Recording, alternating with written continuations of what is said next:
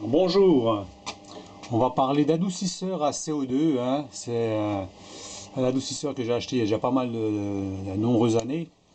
Et puis je dis tiens, je vais bientôt changer la bouteille, autant faire une petite vidéo là-dessus. Donc à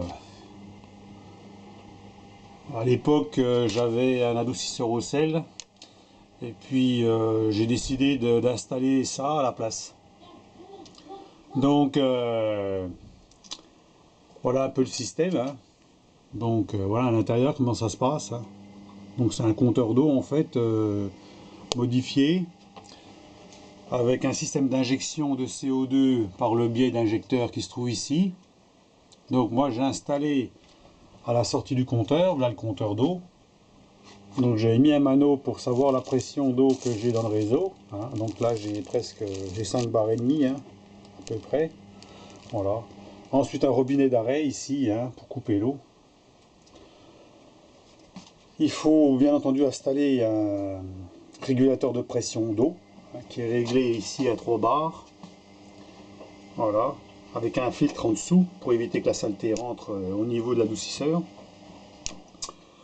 Alors, l'adoucisseur, ce n'est en fait que ça, hein. C'est cette partie-là, c'est tout, hein, avec la partie ici. Ça s'arrête jusque là, en fait, c'est juste que ça, en fait.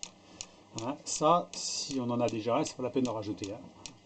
Donc, mais il faut absolument qu'il y en ait un. Voilà. Et moi, j'ai rajouté ça, un vase d'expansion à l'envers. Hein. Pourquoi? Parce que mes tuyauteries sont très... enfin, j'ai pas de grande longueur de tuyaux. Et en fait, le CO2, comme il est mal dissous dans l'eau suffisamment rapidement, j'arrive à avoir du gaz qui arrive au niveau des robinets. Donc j'ai mis ça pour bien dissoudre le CO2, ce qui fait comme ça, j'ai plus de problème, le CO2 est bien dissous, et j'ai pas de dégazage au niveau des robinets de ma salle de bain. Voilà. Donc ensuite, il faut bien entendu une bouteille de CO2, que voici, avec un mano. Donc le mano, lui, il donne la pression de la bouteille. Là, on est bientôt à la fin, il reste 3 bars. Hein. Normalement, il faut, enfin 3 bars, 30 bars. Et normalement, il faudrait 50 bars, donc la bouteille est bientôt vide. Et ici, la pression régulée de CO2. Donc ce qui permet de mettre plus ou moins de gaz dans l'eau. Voilà. Donc là, moi, je suis à 3 bars. Hein, donc 3 bars pour 3 bars, à peu près. Hein. Donc en fonction, voilà, on a...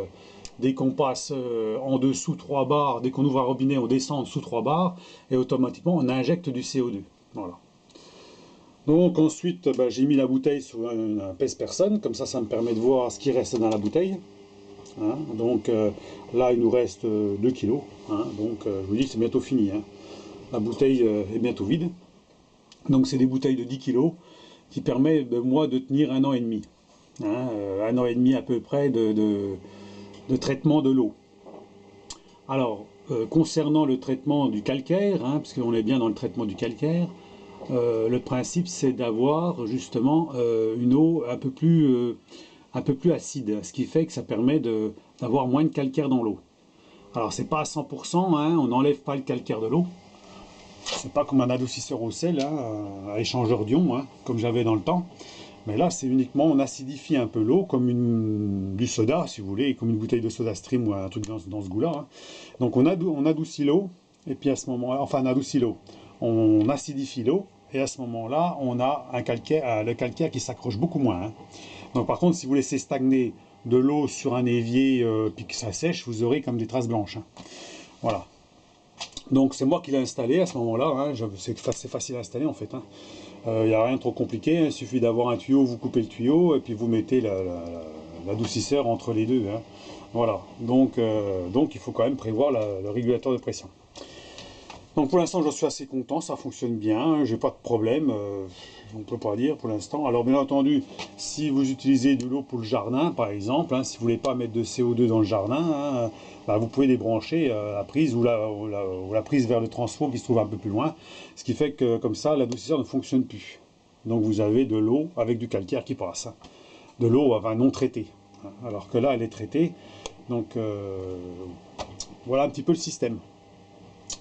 Donc pour ceux que ça intéresse, hein, bon, c'est pour ça que je fais la vidéo, hein, ça peut intéresser des personnes s'ils veulent avoir une alternative à l'adoucisseur au sel, d'utiliser autre chose. Hein. Il existe plusieurs modèles, hein. Bon, c'est le plus simple, hein, qui existe je crois. Hein. Il n'y a rien de plus simple, hein. C'est juste oui, un compteur hein, qui analyse la quantité d'eau, le débit d'eau, et puis qui injecte du CO2 dans l'eau. Voilà, c'est tout, hein. Il n'y a rien de compliqué, hein. Voilà. Après, il faut vous assurer que vous pouvez vous trouvez vos bouteilles de CO2 à proximité, hein, parce que il y a une consigne sur la bouteille, et donc il faut être sûr de pouvoir vous faire fournir du CO2. Hein. C'est pas toujours évident hein, pour vous faire livrer. Hein. Donc avoir ça, et puis bah, normalement, pas de problème. Hein. Je vous dis, ça fait pas doit falloir faire 10 ans que j'ai ça. Hein. Voilà pour la petite vidéo du CO2. Hein. Et puis si vous avez des questions sur le produit ou autre chose, bah, vous pouvez me les poser sans problème. Allez, au revoir, à plus.